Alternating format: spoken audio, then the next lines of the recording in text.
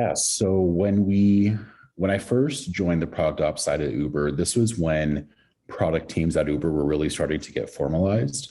We identified the need for product ops at Uber because, like I was just saying, we have a few people in San Francisco who are building for a global company and they don't know what the regulatory impact of some of the decisions they're making could be, or what they need to build for regulatory wise, or what the different rider and driver behavior of people in Southeast Asia versus Europe versus North America is like. And so in addition to that, they also were building a lot and people didn't know what they were building and when and why. And so there was just confusion both ways. There was misalignment both ways. And so that's when the need for product ops was determined.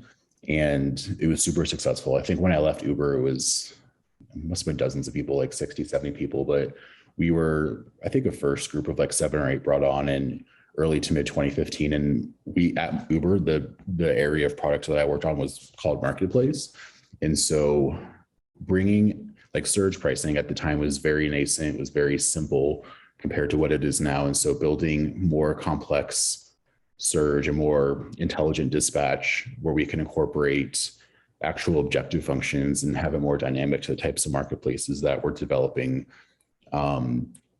basically helping with the way Uber was scaling and the way that the marketplaces were becoming like thicker with supply and demand at so many different places and times. We just needed more complex product.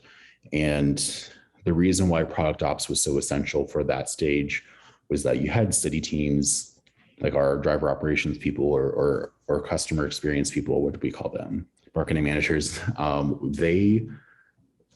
They owned specific metrics and they had a specific understanding of how things worked.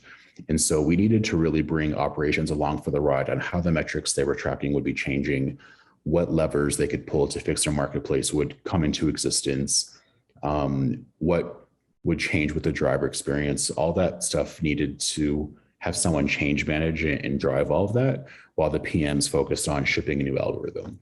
And so my first projects were around those new surge algorithms, or something that in the early days we called forward dispatch or back-to-back trips. Now it's so ubiquitous where a driver has his next trip before his current one ends. Like that was a brand new thing that unlocked just so much time on the network across the globe that now just seems so simple.